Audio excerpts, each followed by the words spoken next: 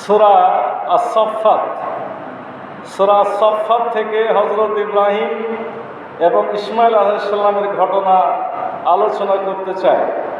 রব্বুল আলামিন সূরা সাফফাতের 83 নম্বর আয়াতে বলছেন, ওয়া ইন্না মিন শিয়াতিহি লা ইব্রাহিম, নূহের পথ অনুসারী দলের মাঝে ইব্রাহিমও ছিল একজন। অর্থাৎ রব্বুল আলামিন বোঝাতে চাচ্ছেন, নূহ নবীর পরেই আমরা নবী হিসেবে পাঠিয়েছি হযরত ইব্রাহিম আলাইহিস সালামকে।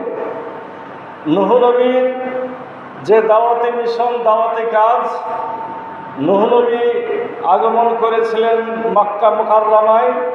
মক্কার কাফের মুশরিকদেরকে স্মরণ করানো হচ্ছে যে এখানে যেমন নূহ নবী এসেছিলেন, সেই নূহ নবীর পথ ধরে আরও একজন নবী মক্কা এসেছিলেন, তিনি ছিলেন ইব্রাহিম। ইজ্জা রাব্বাহু বিকলবিন সালিম, যখন সে বিশুদ্ধ মনে তার মালিকের কাছে হাজির হয়েছিল। সূরা সাফফাত 84 নম্বর আয়াতে আল্লাহ বলছেন, হযরত ইব্রাহিম তার মালিকের কাছে অর্থাৎ মহান রব্বুল আলামিনের সামনে হাজির হয়েছিল বিশুদ্ধ মন নিয়ে। কালবিন সালিম, বিশুদ্ধ হৃদয়, বিশুদ্ধ আত্মা, বিশুদ্ধ চিন্তা, বিশুদ্ধ চিত্ত। রব্বুল আলামিন সম্পর্কে কোনো ধরনের সন্দেহ সংশয় ছিল না, কোনো ধরনের শিরক ছিল না। যে অন্তরটা শুধু আল্লাহর জন্য নিবেদিত, তাকেই বলা হয় কালবিন সালিম। হযরত ইব্রাহিম আলাইহিস সালাম শিরক মুক্ত মন নিয়ে তার জীবনের অনেক ঘটনা উতরায় পাড়ি দিয়ে সম্পূর্ণরূপে বিশুদ্ধ চিত্তে নিবিষ্ট মনে রব্বুল আলামিনের সামনে দাঁড়িয়েছিলেন। তার অন্তর যখন পরিষ্কার হলো, পরিশুদ্ধ হলো, যখন তিনি নবুয়তি পেলেন, তখন তিনি মানুষের মাঝে দাওয়াত দেওয়া শুরু করলেন। রব্বুল আলামিন সাফফাতের 85 নম্বর আয়াতে বলছেন, ইয ক্বালা লিআবিহি ওয়া কওমিহি মাযা তা'বুদুন, যখন সে তার পিতা এবং তার জাতিকে জিজ্ঞেস করেছিল, হায় তোমরা সবাই এমন কিসের পূজা করছো? ইব্রাহিম আলাইহিস সালামের জাতি মূর্তি পূজা করত। তার নিজের পিতা সে মূর্তি বানাইত। ইব্রাহিম আলাইহিস সালাম দাওয়াতি কাজ শুরু করলেন নিজের ঘর থেকে, নিজের পিতা থেকে। এখানে ইসলামের দাওয়াতের পদ্ধতি শেখানো হচ্ছে। দাওয়াত দিতে হবে আগে নিজের ঘরে, নিজের পরিবারে, নিজের সন্তানকে, নিজের স্ত্রীকে। আল্লাহ রাসূল হযরত মুহাম্মদ সাল্লাল্লাহু আলাইহি ওয়াসাল্লামকে নির্দেশ দেওয়া হয়েছিল, ওয়া আনজির আশিরাতাকাল আকরাবিন, তুমি তোমার নিকট আত্মীয়দেরকে দাওয়াত দাও। আর সর্বপ্রথম আমাদের রাসূল হযরত মুহাম্মদ সাল্লাল্লাহু আলাইহি ওয়াসাল্লাম খাদিজাতুল কুবরা রাদিয়াল্লাহু আনহা তার স্ত্রীকে দাওয়াত দিয়েছিলেন। তার স্ত্রীদের দাওয়াত, তার স্ত্রী যখন দাওয়াত কবুল করেছে, তার দেখা দেখি খাদিজা রাদিয়াল্লাহু আনহা মেয়েরা ইসলাম গ্রহণ করেছে। এরপরে আল্লাহ রাসূল হযরত মুহাম্মদ সাল্লাল্লাহু আলাইহি ওয়াসাল্লামের চাচাতো ভাই হযরত আলী রাদিয়াল্লাহু আনহু ইসলাম গ্রহণ করেছেন। এরপরে আল্লাহ রাসূল হযরত মুহাম্মদ সাল্লাল্লাহু আলাইহি ওয়াসাল্লামের ঘনিষ্ঠতম বন্ধু হযরত আবু বকর সিদ্দিক রাদিয়াল্লাহু আনহু ইসলাম গ্রহণ করেছেন। অর্থাৎ ইসলামের কাজ, ইমানের কাজ, তাওহীদের আহ্বান শুরু করতে হয় নিজেদের মধ্য থেকে। হযরত ইব্রাহিম আলাইহিস সালাম সেই দাওয়াতটাই দিলেন প্রথমে নিজের পিতাকে, এরপর তার জাতিকে। তার পিতা এবং জাতিকে দাওয়াত কি ছিল? তার পিতা এবং জাতির কাছে দাওয়াত ছিল জিজ্ঞাসা আকারে যে, হে পিতা, হে জাতি, তোমরা এমন কিসের পূজা করছো? আইফকান আলিহাতান দুনাল্লাহি তুরিদুন, তোমরা কি আল্লাহকে বাদ দিয়ে মন গড়া মাবুদদেরকেই পেতে চাও? যুগে যুগে আল্লাহ ছাড়া যত কিছুর পূজা করা হয়েছে, যত কিছুর ইবাদত করা হয়েছে, সেগুলো সব মিথ্যা মাবুদ, মিথ্যা উপাস্য। এগুলা মানুষের কল্প কাহিনী, মন গড়া চিন্তা বাসনা, মনের প্রবৃত্তি খায়সাত থেকে তৈরি হয়, এগুলোর কোনো ভিত্তি নাই। হযরত ইব্রাহিম আলাইহিস সালাম সে কথাটা বলছেন, তোমরা কি আল্লাহকে বাদ দিয়ে মন গড়া মাবুদদেরকেই পেতে চাও? ফামা জন্নুকুম বিরাব্বিল আলামিন, বলো এই সৃষ্টিকুলের মালিক সম্পর্কে তোমাদের ধারণা কি? তোমাদের যিনি মালিক, আসমান জমিনের যিনি মালিক, আসমান জমিনের মাঝে যা কিছু সৃষ্টি আছে সকল কিছুর যিনি খালেক, তার সম্পর্কে তোমাদের ধারণাটা কি? তোমরা যিনি সকল কিছু সৃষ্টি করলেন, যিনি সকল কিছু লালন পালন করেন, তিনি কি এরকম হতে পারেন? তোমাদের হাতের তৈরি এ সমস্ত পূজা, এ সমস্ত মূর্তি, সে কি এ সকল কিছুর মালিক হতে পারে? হযরত ইব্রাহিম আলাইহিস সালাম তাদেরকে বলছেন যে তোমরা তোমাদের প্রভু মালিক সম্পর্কে কি ধরনের বাজে ধারণা পোষণ করছো? এরপরে হযরত ইব্রাহিম আলাইহিস সালাম সম্পর্কে এ আয়াতে সেই বিশেষ ঘটনাটি উল্লেখ করা হয়েছে। ইব্রাহিম আলাইহিস সালাম একদিন এই সমস্ত মিথ্যা মাবুদ, মিথ্যা উপাস্যদেরকে যে ধ্বংস করেছিলেন সে কাহিনী এরপরে সূরা সাফফাতের ৮৮ নম্বর আয়াত থেকে শুরু করা হচ্ছে। রাব্বুল আলামিন বলছেন, ফানাজারা নাজরাতান ফিন নুজুম, অতঃপর সে একবার সত্যের সন্ধানে তারকারাজির দিকে তাকালেন। ইব্রাহিম আলাইহিস সালাম আসমানের দিকে তাকালেন। আরবি ব্যাকরণে আসমানের দিকে তাকাওয়া মানে চিন্তা ভাবনা করা। আসমানের দিকে তাকানো মানে একটু কোনো বিষয় নিয়ে সিদ্ধান্ত গ্রহণের জন্য গবেষণা করা।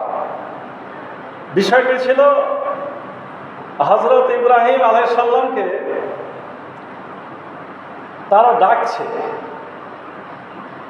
ডাকছে মানে তার জাতির লোকের আহ্বান করছে যে আপনি চলেন আমাদের সাথে আনন্দ ফুর্তি করতে। ওদের মনে করো যে ঈদের দিন ছিল, ওদের একটা মেলা বা ঈদের দিন বা খুশির দিন ছিল। এই দিনে সকলে আনন্দ ফুর্তি করতে একটা মাঠে সমবেত হতো। তো সেই মাঠে ইব্রাহিম আলাইহিস সালামকে ডাকা হচ্ছে। সেখানেও গান বাজনা হবে, শিরকের কাজ হবে, অন্যায় অপকর্ম হবে। ইব্রাহিম আলাইহিস সালাম সেখানে যেতে চাইলেন না। তাদের ডাকাতে তার মনটা খারাপ হয়ে গেল। তিনি কি জবাব দিবেন তাদেরকে? না যাওয়ার জন্য কি বলা যেতে পারে, এই বিষয়টি তিনি আসমানের দিকে তাকিয়ে চিন্তা করলেন। চিন্তা ভাবনা করার পরে তিনি কি বললেন? ফাকালা ইন্নী সাকিম, তিনি বললেন আমি অসুস্থ। তিনি সত্যি কোনো রোগে আক্রান্ত ছিলেন কিনা ইতিহাস কিছু বলে না, তবে তিনি যে মানসিকভাবে অসুস্থ ছিলেন, মনটা যে তার খারাপ ছিল এটা তো স্বাভাবিক। তিনি অসুস্থ ছিলেন মনের দিক দিয়ে, আবার তার সাধারণ সর্দি জ্বর কাশি থাকতেও পারে, তার শরীরটা খারাপ মনটা খারাপ হতেই পারে। তিনি বললেন আমি অসুস্থ। ফাতাওয়াল্লাউ আনহু মুদবিরিন, অতঃপর লোকেরা তার থেকে নিরাশ হয়ে সবাই চলে গেল। অর্থাৎ ইব্রাহিম আলাইহিস সালাম যখন রাজি হলো না তাদের সাথে যেতে, তখন সবাই তাকে ছেড়ে দিয়ে চলে গেল যে আচ্ছা ও যাবে না, ও থাক। এই কথা বলে সবাই মিলে সেই মেলার মাঠে বা আনন্দের মাঠে বা তাদের ঈদের দিনে তারা সকলে এক জায়গাতে হাজির হয়ে গেল। ফারাগা ইলা আলিহাতিহিম ফাকালা আলা তাকুলুন, পরে ইব্রাহিম আলাইহিস সালাম চুপে চাপে তাদের দেবতাদের মন্দিরের কাছে গেল এবং দেবতাদের প্রতি তামাশাচ্ছল্যে বলল, কি ব্যাপার, এত প্রাসাদ এখানে পড়ে আছে, তোমরা খাচ্ছ না কেন? না, বোঝা গেল যে পূজার সামনে অনেক খাবার দাবার ছিল, অনেক দামি দামি খাবার ছিল। তাফসিরে বলা হয়েছে যে ওরা যখন এই মেলাতে যেত, আনন্দ ফুর্তি করতে যেত, তখন সকালবেলাতে ওরা অনেক খাবার বানাইত, যে খাবারগুলো তারা মেলা থেকে ফিরে এসে, যেমন আমরা ঈদের মাঠ থেকে ফিরে এসে খাই, এই খাবারগুলো বানিয়ে তারা আবার কি করত, পূজার সামনে মন্দিরের ভিতরে অনেক পূজা ছিল, পূজাদের সামনে খাবারগুলো তারা রাখত বরকত লাভের আশায়। কি হবে? বরকত হাসিল হবে, বরকত চলে আসবে, তখন তারা পূজা করে এসে খাবারগুলো আবার নিয়ে যেয়ে খাবে। অনেকগুলো খাবার যেহেতু সামনে ছিল, ইব্রাহিম নবী তো জানেন যে এরা কথাও বলতে পারে না, এরা খেতেও পারে না, কিন্তু ইব্রাহিম নবী তাদের সাথে একটু মশকরা, একটু আনন্দ, একটু তাচ্ছিল্য। ইব্রাহিম নবীর টার্গেট তো তাদেরকে ধ্বংস করা। একটু কিছু কথা বলে নিল যে কি বাবা, তোমাদের সামনে এতগুলো খাবার, তোমরা খাচ্ছ না কেন? মা লাকুম লা তানতিকুন, কি হলো তোমাদের, তোমরা কথা বলছো না কেন? আমি জিজ্ঞাসা করছি খাচ্ছ না কেন, তো তোমরা জবাব দিচ্ছ না কেন? ইব্রাহিম নবীকে জানতেন যারা কথাও বলতে পারে না, তারা খেতেও পারে না। তো সেটাই ইব্রাহিম নবী বুঝাতে চাচ্ছেন, যে মাবুদ, যে মালিক কথা বলতে জানে না, কথা শুনতে জানে না, কোনো উপকার করতে পারে না, তারা কি করে মাবুদ হয়? ইব্রাহিম নবী এভাবে কয়েকটি কথা বলার পরে ফারাগা আলাইহিম দারবাম বিল ইয়ামিন, সে তাদের উপরে প্রচন্ড রকমের আঘাত হানি, কঠিনভাবে তাদের উপরে হামলে করল। তাফসিরে এসেছে একটা বড় কুড়াল, কুঠার, এই কুঠার বা কুড়াল নিয়ে ইব্রাহিম নবী একটা একটা করে মূর্তি ভাঙা শুরু করে দিল। এবং তাফসিরে এটাও পাওয়া যায়, সব মূর্তিগুলাকে ভেঙে একটা মূর্তি রেখে দিয়েছিল, বড় মূর্তিটাকে, বড় মূর্তিটাকে রেখে দিয়েছিল। বড় মূর্তিটাকে রেখে দিয়ে বড় মূর্তির গলাতে ওই কুড়ালটা ঝুলাইয়া দিয়েছিল। মানে তারা কত অসহায়, যে বড় মূর্তির সামনে ছোট মূর্তি মারা যায়, আর বড় মূর্তি দাঁড়াই থাকে, কোনো উপকার করতে পারে না। এটা জাতির বিবেককে, চোখকে খুলে দেওয়াটাই ছিল ইব্রাহিম নবীর উদ্দেশ্য।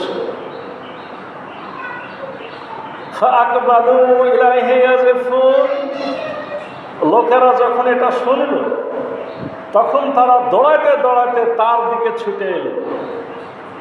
মানে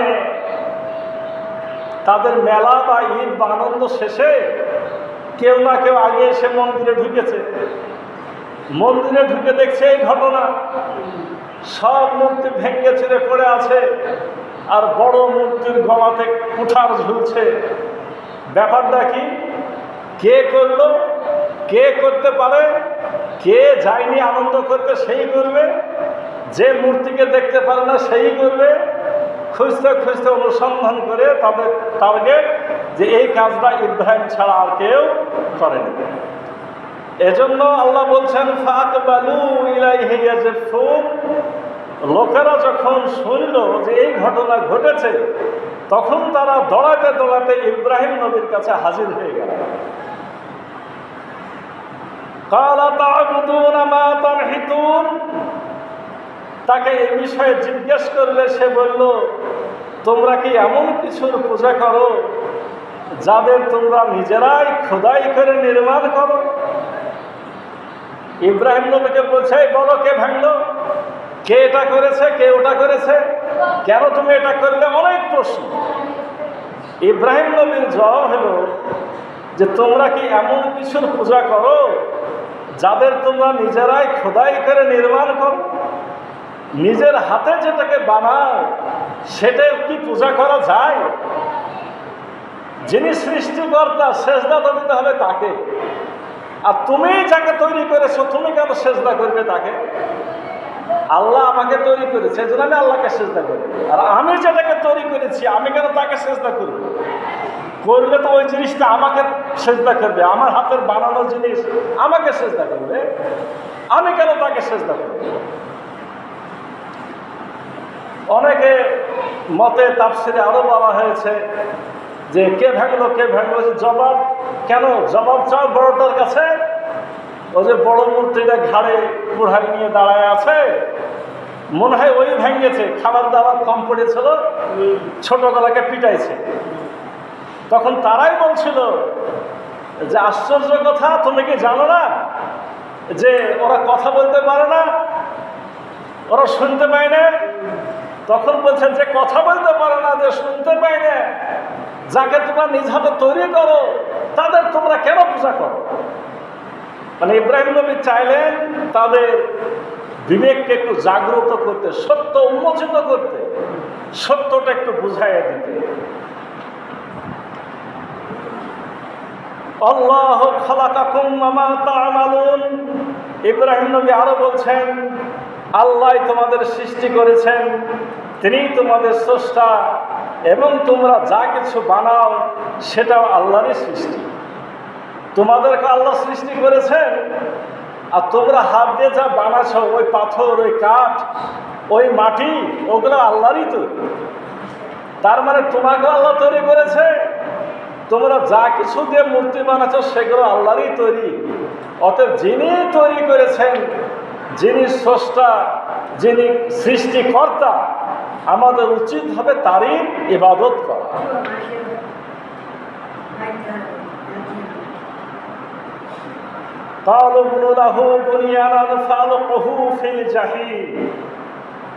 এ কথা শুনে তারা একজন আরেকজনকে বলল, তার জন্য একটি অগ্নিকুণ্ড প্রস্তুত করো এবং তাতে আগুন বানাও, সেখানে আগুন জ্বালাও, অতঃপর সে জ্বলন্ত আগুনে তাকে নিক্ষেপ করো।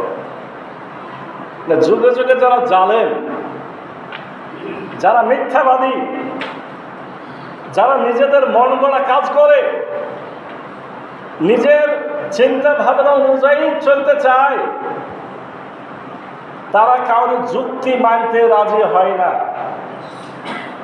যখন যুক্তিতে ফেল, যারা যুক্তি দেয়, যারা জাতির চোখকে খুলে দিতে চায়, তাদেরকে তারা হত্যার জন্য প্রস্তুতি নেয়।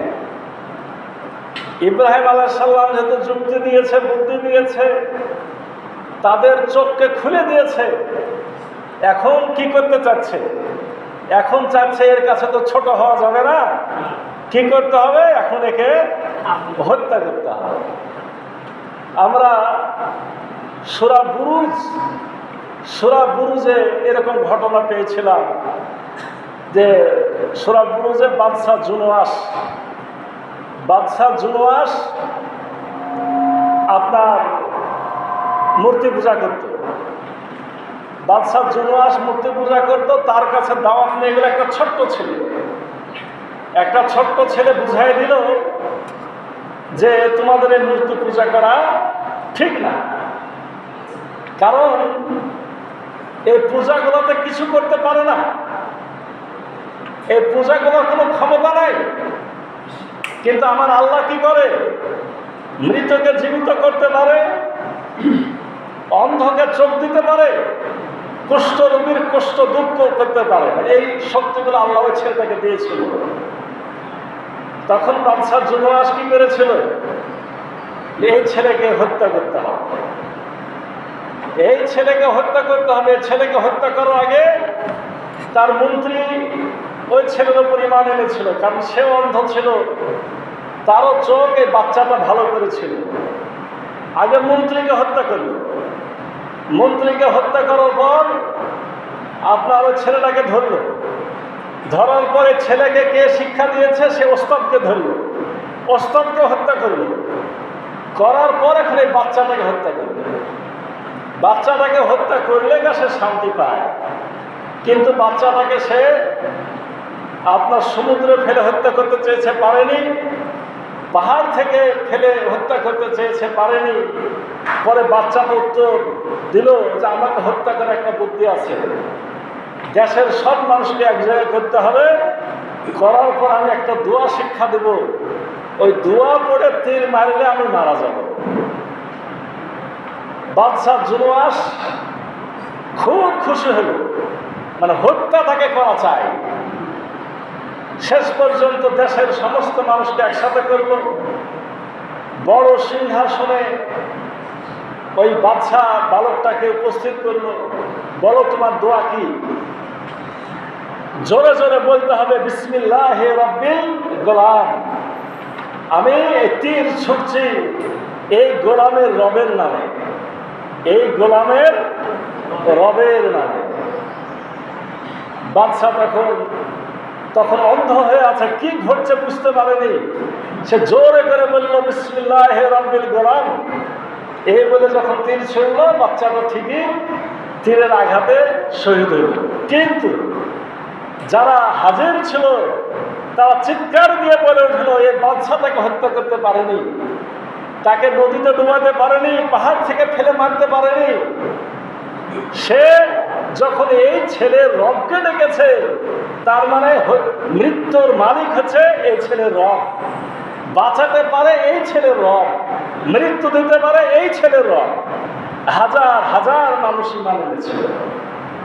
তবে তাদের সাথে একই আচরণ করা হয়েছিল, যেমন আচরণ আমাদের পিতা হযরত ইব্রাহিম আলাইহিস সালামের সাথে করা হয়েছিল। তাফসীরে এসেছে 20,000, কোন মতে 60,000 মানুষকে আগুনের গর্ত করে সে আগুনে পুড়িয়ে কি করা হয়েছিল? হত্যা করা হয়েছিল। ঠিক ইব্রাহিম আলাইহিস সালামের সাথে আজকে যখন যুক্তিতে তারা পরাজিত, আর যুক্তি কাজে লাগছে না, তখন যুগ যুগ ধরে কাফের জালেমদের যে নীতি পদ্ধতি, যে হত্যা করে শেষ করতে হবে, তারা হত্যা করার সিদ্ধান্ত নিল কাকে? হযরত ইব্রাহিম আলাইহিস সালামকে। তারা বলল তাদের জন্য একটা অগ্নিকুণ্ড প্রস্তুত করো, তাতে আগুন জ্বালাও, অতঃপর সে জ্বলন্ত আগুনে তাকে নিক্ষেপ করো। বলা হচ্ছে আগুনের গর্তটা ছিল আপনার 30 হাত লম্বা আর 20 হাত চওড়া এবং অনেক গভীর। এই গোটা গর্ত মানে দুনিয়ার দামি দামি কাঠ দিয়ে আগে ভরপুর করা হয়েছিল, ভরপুর করে আগুন জ্বালানো হয়েছিল। আগুন যখন দাউ দাউ করে জ্বলে উঠেছে, কাঠগুলো লাল হয়ে গেছে, দূর থেকে টকটক করছে আগুন, তখন সিদ্ধান্ত হলো যে ইব্রাহিম নবীকে তার মধ্যে ফেলে দিতে হবে। তারা বলল আগুন জ্বালাও এবং আগুনে তাকে নিক্ষেপ করো। আল্লাহ রাব্বুল আলামিন বলেন ফাআরাদু কাইদান ফাআরাদু বিহি কাইদান ফাজআলনাহুমুল আসফালিন। তারা এর মাধ্যমে তার বিরুদ্ধে একটি ষড়যন্ত্র আঁটতে চেয়েছিল, কিন্তু আমি তাদের চক্রান্তকে ব্যর্থ করে দিলাম। ইব্রাহিম নবীকে কি তার আগুনে পোড়াতে পেরেছিল? ইব্রাহিম নবীকে আগুনে পোড়াতে পারেনি। আল্লাহ যদি চান কাউকে বাঁচাবেন, দুনিয়ার কেউ নাই তাকে হত্যা করা। আর আল্লাহ যদি চান কাউকে মৃত্যু ঘটাবেন, দুনিয়ার কেউ নাই তাকে রক্ষা করা। ইব্রাহিম নবীকে তারা কি করতে পারেনি? আগুনে পোড়াতে পারেনি। কারণ তারা ব্যর্থ হয়েছে, তাদের ষড়যন্ত্র চক্রান্ত কি হয়েছে? নস্যাৎ হয়ে গেছে। আল্লাহ তাই বলছেন ফারাদু বিহি কাইদান ফাজআলনাহুমুল আসফালিন। তারা চক্রান্ত করেছিল, ষড়যন্ত্র করেছিল, কিন্তু আমি তাদের চক্রান্ত ষড়যন্ত্রকে ব্যর্থ করে দিয়েছিলাম। ফাকালা ইন্নী জাহিবুন ইলা রাব্বি শাহিদিন। তখন ইব্রাহিম নবী বললেন, ইব্রাহিম নবী তখন আল্লাহকে বলছেন, আমি এবার আমার মালিকের দিকে বেরিয়ে পড়লাম। আমি বিশ্বাস করি অবশ্যই তিনি আমাকে সঠিক পথে পরিচালিত করবেন। মানে আমি আর এখানে থাকবো না, এই দেশে আমি আর থাকবো না, এই জাতির কাছে আমি আর থাকবো না। যারা আমার পাশে কেউই দাঁড়ায় না, আমি এতদিন ধরে তাদেরকে ইমানের দাওয়াত দিয়েছি, ইসলামের দাওয়াত দিয়েছি, হেদায়েতের কথা বলেছি। নমরুদ যখন আমাকে গ্রেফতার করছে, জেলে ভরছে, আমাকে আগুনে পোড়ানোর জন্যে আগুন প্রস্তুত করেছে এবং আগুনে ফেলেও দিয়েছে। রক্ষা তো করেছে আল্লাহ, কিন্তু আগুনে তো ফেলেও দিয়েছে। এই জাতির কেউ যখন আমার কাছে দাঁড়ায়নি, কেউ আমার পাশে আসেনি, আমি এই দেশে আর থাকব না। তিনি আল্লাহকে বলছেন, আমি আমার মালিকের দিকে বেরিয়ে পড়লাম, মানে আমার আল্লাহ আমাকে যেদিকে নিয়ে যায় আমি সেদিকে চলতে থাকবো। আমি আশা করি আমার আল্লাহ আমাকে সঠিক পথ দেখাবেন। ইব্রাহিম নবী যখন বের হয় তখন ইসলাম গ্রহণ করেছিল তার স্ত্রী সারা, তার স্ত্রী সারা। আর ইসলাম গ্রহণ করেছিল তার এক ভাইস্তে, তার নাম লূত, হযরত লূত আলাইহিস সালাম। পরবর্তীতে তিনিও নবী। তাহলে ওই দুইজন আর ইব্রাহিম নবী তিনজন। কোনো মতে পাওয়া যায় ইব্রাহিম নবীর সাথে তার মাও ইসলাম গ্রহণ করেছিল। তো কোনো মতে পাওয়া যায় তাকে দিলে চারজন। এই তিনজন বা চারজন কি করলো যে আমরা আর এই দেশে থাকবো না, আল্লাহ আমাদের যেদিকে নিয়ে যায় আমরা সেদিকে চলতে থাকবো। এরপর আরেকটা ঘটনা শুরু হচ্ছে, সেটা কি? এটা ইসমাঈল আলাইহিস সালামের ঘটনা। ইব্রাহিম নবী দোয়া করছেন, রব্বি হাবলি মিনাস সালিহিন। অতঃপর সে আল্লাহ তাআলার দরবারে দোয়া করলো, হে আমার মালিক, আমাকে তুমি একজন নেক সন্তান দান করো। নেক সন্তান কেন চাইল? মানে সাথে তো আছে ভাইস্তে, ভাইয়ের ছেলে, আছে স্ত্রী, আছে মা, কিন্তু সবাই চায় নিজের সন্তান একটা থাকুক। ইব্রাহিম নবীর জন্য দোয়া করতে থাকলো, রব্বি হাবলি মিনাস সালিহিন। হে আল্লাহ, তুমি আমাকে একটা নেক সন্তান দান করো। রব্বি হাবলি মিনাস সালিহিন, আমাকে একটা সুপুত্র দান করো। আমাকে শুধু সন্তান দিও না, একটা নেককার সন্তান দিও। আমরা কি আল্লাহর কাছে এভাবে দোয়া করি? আমরা আল্লাহর কাছে দোয়া করার সময় ভুলে যাই, ছেলে হইলে হলো, ছেলে হইলে হলো। ছেলেই যদি খালি হবে তাতে কোনো লাভ আছে? ছেলে যদি ভালো হয় তাহলে লাভ আছে। ছেলে যদি বদমাশ হয়, ও ছেলে তো আপনাকে আরো ডুবাবে, ও ছেলে তো আপনি আরো কষ্ট পাবেন। এজন্য আমরা যদি দোয়া করি, দোয়া করবো কি, আল্লাহ তোমাকে নেককার পুত্র দান করো। নেককার যদি সন্তান হয় আর সে যদি আল্লাহর কাছে দোয়া করে, এই দোয়া কবুল হয়। আমরা এর আগে আলোচনা একদিন করলাম না, যে মরার পরেও কিছু নেকি জমা হয়। তার মধ্যে একটা কি, যদি নেককার ছেলে তার পিতার জন্য, মাতার জন্য দোয়া করে, ওখানে বলা হয়েছে নেককার ছেলে যদি দোয়া করে, পাপিষ্ঠ বদমাশের দোয়াকে আল্লাহ কবুল করবে? করবে না। ওর দোয়া কাজে লাগবে না, নেককার হলেই কাজে লাগবে। এজন্য ইব্রাহিম নবী দোয়া করলেন, হে আল্লাহ, তুমি আমাকে একজন নেককার সন্তান দান করো। রব্বুল আলামিন জবাবে কি দিলেন? ফাবাশশারনাহু বিগুলামিন হালিম। এরপর আমি তাকে একজন ধৈর্যশীল, সহনশীল সুপুত্র দান করলাম। এখানে বলা হয়েছে হালিম। হালিমের অনেক সুন্দর সুন্দর অর্থ। ইব্রাহিম নবী চাইলেন নেককার সন্তান, মানে সালেহীন, আর আল্লাহ বলছেন আমি দিলাম হালিম।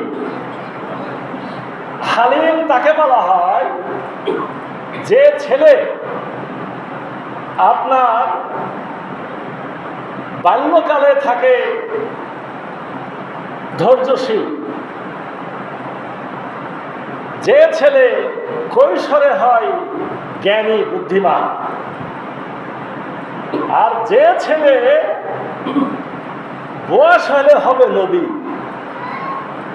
আমরা সলেহীন দোয়া করব। ইব্রাহিম নবী সলেহীন চেয়েছেন, কিন্তু আল্লাহ আরেকটু বাড়াইয়া দিলেন যে না, আমি শুধু তোমাকে সলেহীন দিলাম না, আমি দিলাম হালিম। হালিম মানে ছেলে ছোটবেলা থেকে হবে ধৈর্যশীল, তোমাকে বিরক্ত করবে না। এই ছেলে যখন কিশোর হবে তখন হবে একজন জ্ঞানী বিচক্ষণ, আর এই ছেলে যখন পরিণত বয়স হবে এই ছেলে হয়ে যাবে কি নবী। আল্লাহ তাই বলছেন ফাবাসসারনাহু বিগুলামিন হালিম, আমি তাকে একজন ধৈর্যশীল সহনশীল পুত্রের শুভ সংবাদ দিলাম। ফালাম্মা বালাগা মাহু সায়া, ফালাম্মা বালাগা মাহু সায়া, এর অর্থ হলো যখন এই ছেলেটি পিতার সাথে চলাফেরার বয়সে উপনীত হল, হাঁটা চলা করা শিখল, বাপকে একটু সাহায্য করা শিখল, বাপের বলে পানি নিয়ে আসো, পানি নিয়ে আসে, খড়ি নিয়ে আসো, খড়ি নিয়ে আসে, একটু কাঠ কেটে নিয়ে আসো, কাঠ কেটে নিয়ে আসে। এরকম যখন চলাফেরা, বাপের সাথে দৌড়াদৌড়ি, কোনো মজলিসে গেলে, কোনো মিটিংয়ে গেলে, কোনো সভাতে গেলে সাথে যাওয়ার মতো হলো, এরকম যখন ছেলে হলো, চোখটা ইব্রাহিম নবীর জোড়ায় গেল, মনটা ভরে গেল। আমার ছেলে যা চেয়েছিলাম, আমি সুন্দর একটি ছেলে পেয়েছি।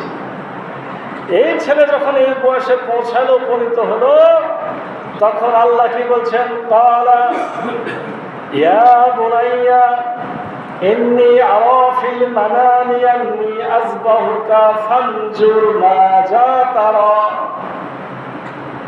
আল্লাহ কি বললেন? আল্লাহ কি বললেন এখানে আল্লাহ বলেন নাই।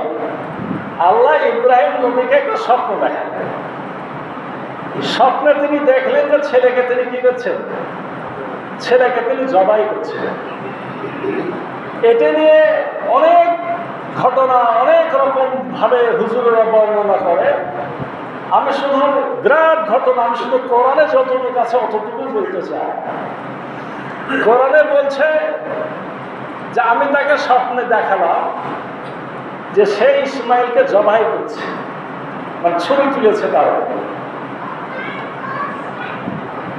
যখন ইব্রাহিম নবী স্বপ্ন দেখলেন তখন তিনি ছেলের কাছে হাজির হয়ে গেলেন। ইব্রাহিম নবী তো মক্কাতে থাকতেন না, ইব্রাহিম নবী থাকতেন সে সিরিয়া, ফিলিস্তিনে। ওখানে বিবি সারাকে নিয়ে থাকতেন। আর মা হাজেরা যখন এই সন্তান হলো, এই সন্তান সহ আল্লাহর নির্দেশে মা হাজেরাকে আর ইসমাইলকে রেখে এসেছেন কোথায়? মক্কায়। আর যে ভাতিজা লূত তাকে পাঠিয়ে দিয়েছেন জর্ডানে। টার্গেটটা কি? আমরা অনেক গল্প শুনি, গল্পের কোনো মূল্য নাই। টার্গেট হলো আল্লাহর নির্দেশে ইসমাইল নবী দাওয়াতি কাজ করবে মক্কায়, ইব্রাহিম নবী নিজে কাজ করবে সিরিয়ায়, ভাসতে কাজ করবে জর্ডানে। মানে দিনের দাওয়াত যেন ছড়িয়ে পড়ে চারিদিকে, এটাই ছিল টার্গেট। ইসমাইল নবীকে জবাই করছি। ইব্রাহিম নবী যখন স্বপ্ন দেখলেন তখন সাথে সাথে রওনা হয়ে গেলেন কোথায়? মক্কায়। মক্কায় যে মা হাজারাকে বলছেন যে সন্তানকে একটু সাজায় দাও, একটু বাইরে যাও, সন্তানকে সাজায় দাও, বাইরে যাব। বিবি হাজারা বাচ্চাকে সুন্দর করে সাজায় বুঝায় দিলেন, সন্তানকে নিয়ে হাঁটা শুরু করলেন। আমরা ঘটনা শুনেছি, শয়তান এসে মা হাজেরাকে বলছে বাচ্চাকে তো সাজায় দিলে, কোথায় নিয়ে গেল? বাপে যেখানে ইচ্ছা সেখানে গেল, হয়তো কোনো পারিবারিক কাজে গেল, হয়তো আমার জন্য খড়ি টড়ি আনবে না, ছেলেকে জবাই করবে। কি বলো তুমি? তুমি কে? আমার স্বামী আমার ছেলেকে অত্যধিক ভালোবাসে, সে তার খুবই প্রিয়, তাকে কেন হত্যা করবে? সে নাকি স্বপ্নে দেখেছে আল্লাহ নাকি তাকে বলেছে, মানে সন্দেহ তৈরি করছে, আল্লাহ নাকি তাকে বলেছে যে জবাই করতে হবে। আল্লাহ যদি নবী ইব্রাহিমকে বলে ছেলেকে জবাই করতে হবে, তোমার সমস্যা নেই। এইভাবে শয়তান যখন ব্যর্থ ইসমাইলের কাছে গেল, ইসমাইল নবী একই কথা বললো যে আমাকে আব্বা কোথায় নিয়ে যাচ্ছে, আব্বার ইচ্ছা কোনো পারিবারিক কাজে হয়তো যাচ্ছে, যে না তোমাকে জবাই করবে। তুমি কি বলো, আমার আব্বা কেন আমাকে জবাই করবে? আল্লাহ নাকি তাকে বলেছে। আল্লাহ যদি তাকে বলে তোমার সমস্যা কি? ছেলের কাছেও যখন ব্যর্থ হয়েছে তখন কিন্তু শয়তান একেবারে নিজে তাকে ঘেরাও করেছে, 3 জায়গায় ঘেরাও করেছে, 3 জায়গাতে পাথর ছুঁড়ে মারা হয়েছে। হাজী সাহেবগণ আজকেও পাথর মারছে, বাস্তবে আজকে মানে 10 তারিখে মেরেছে, 11 তারিখে মেরেছে, আজকে 12 তারিখ। আজকে যারা পাথর মারবে 21টা, আজকে বিকেলে যারা মক্কা চলে আসবে তাদের কালকে মারতে হবে না, আজকে রাতেও যারা থাকবে তারাকে কালকেও পাথর মারতে হবে, তাহলে 4 দিন মারা হবে। আর আজকে শুধু মারলে 3 দিন মারা হবে। ওই জায়গাটা কিভাবে রব্বুল আলামিন আমাদের জন্য চিহ্নিত করে রেখে দিয়েছেন, আজকে থেকে প্রায় 5000 বছর আগে থেকে এই ইতিহাস চলতেই আছে। قال يا ذات السلمى تؤمر ستجدني إن شاء الله من الصابرين। পিতা যখন সন্তানকে বলছে যে বাবারে আমি একটা স্বপ্ন দেখেছি, জবাই করার আগে রাস্তাতে বলছে যে বাবারে আমি একটা স্বপ্ন দেখেছি, হাতে কিন্তু খড়ি কাটার জন্য দড়ি আর কুড়াই কিন্তু আছে, বাঁধাও যাবে কাটাও যাবে, সে ব্যবস্থা হাতে নিয়ে আছে। ইব্রাহিম নবী তো তার দায়িত্ব পালন করবেই, কিন্তু যে কোনো কাজ একটু বাড়িতে পরামর্শ করে করা ভালো না? আপনি বাড়িতে যতই ভালো কাজ করেন, যদি বউকে ছেলেকে একটু বলে করেন তাহলে সবাই খুশিতে থাকে। ভালো কাজে যদি একটু মাতাব্বরি করে করেন, একটু বাড়িতে কি হয়, একটু সমস্যা হয়, অশান্তি হয়। তো ইব্রাহিম নবী 1 নম্বর পরামর্শ করছে, আর দ্বিতীয়ত আল্লাহ তাকে বলেছেন যে আমি তোমাকে একজন সহনশীল পুত্র দান করব, হালিম দান করব। তা হালিম বলতে কি এই ছেলে হালিম, না আরো সন্তান আমার হবে? এটা তো তার টেস্ট করা দরকার। এখন তো কেবল 12-13 বছরের ছেলে। হালিম মানে হলো কি বলেছি, শৈশবকালে হবে ধৈর্যশীল, কৈশোরকালে হবে জ্ঞানী, আর বয়সকালে হবে নবী। এই ছেলে কি সেই ধৈর্য? এখন তো শৈশব, শিশু, কমপক্ষে এখন তার প্রচন্ড ধৈর্য থাকার কথা। এর ধৈর্য আছে না নাই, পরীক্ষা করতে চেয়েছে নবী ইব্রাহিম এটা। এজন্য পরামর্শ করছে, বাবারে আমি একটা স্বপ্ন দেখেছি যে আমি তোমাকে জবাই করছি, ফানজুর, এ ব্যাপারে তোমার নজর কি, তোমার চিন্তা কি, তোমার ধারণা কি, তুমি কি মনে করছো, তোমার পরামর্শ কি, তোমার সিদ্ধান্ত কি? এক কথাতে এতগুলা। ফানজুর মা যা তারা, আমি যে স্বপ্নটা দেখলাম এই ব্যাপারে তোমার মন্তব্য তুমি বলো। ছেলে বুঝে নিয়েছে, ছেলে যেহেতু ধৈর্যশীল, ভবিষ্যতে হবে জ্ঞানী, এরপরে হবে নবী, তিনি বুঝে ফেলেছেন যে এটা আল্লাহ আমার আব্বাকে নির্দেশ দিয়েছে, এটা স্বপ্ন না। এই জন্য তিনি বলছেন, কলা ইয়া বাতি সালমা তুমারু, হে পিতা আপনাকে আল্লাহ যে নির্দেশ দিয়েছেন সে কাজটা আপনি করে ফেলেন। মা তু'মারু, আপনি করেন। সাতাজিদুনি ইনশাআল্লাহু মিনাস সাবিরিন, ইনশাআল্লাহ আপনি আমাকে ধৈর্যশীল পাবেন। এই ধৈর্যের কথা যখনই বলেছে পিতা ইব্রাহিম বুঝে নিয়েছে যে এটা আমার সেই আল্লাহ যে সন্তান দিতে চেয়েছিল সে সন্তান। আরো অনেক ঘটনা আছে। ছেলেকে বেঁধেছে, ছেলেই বলছে আব্বা আপনি আমাকে বাঁধেন, আমার হাত বাঁধেন, পা বাঁধেন, আমার চোখটাও বাঁধেন, কারণ আপনার চোখ আর আমার চোখ যদি তাকাতাকি হয়ে যায় বলা যায় না, আল্লাহর নির্দেশ পালন এটা বাধা হয়ে যেতে পারে। আমি চাই না আল্লাহর দেওয়া নির্দেশ পালনে কোনো বাধা আসুক। আপনি চোখটা বাঁধেন, আমার হাত বাঁধেন, পা বাঁধেন, বেঁধে আপনি আমাকে জবাই করেন। শুনতে কেমন লাগে বলেন? বাপে ছেলেকে শোয়াই দিয়েছে, হাতে তরবারি, আর ছেলে এইভাবে বলছে। একটু পরে ছেলে আমার বলছে বাবা বাধা হয়ে গেছে। ছেলে আমার বলছে বাবা আমার হাত পাতা খুলে ফেলেন, আমার দড়ি খুলে ফেলেন। কেন? তোমার দড়ি আবার খুলবো কেন? চাব্বা যদি বাধা অবস্থা আমাকে জবাই করেন, ভবিষ্যতে মানুষরা বলবে যে আমি রাজি ছিলাম না, আপনি আমাকে জোর করে জবাই করেছেন, আমি এই দোষ নিতে রাজি না, আমি হাত পা ছেড়ে রেখেই জীবন দিতে রাজি। এবার ঠিকই হাত পা খুলে ফেলেছে। ছেলে আবার বলছে বাবা আপনি আমার মাথাটা একটু কাট করে দেন, মানে মাটির সাথে কপালটাকে ঠেকায় দেন, তাহলে গলাটা টান টান হবে, জবাই করতে সুবিধা হবে। আমরা টান করি না গলাটাকে,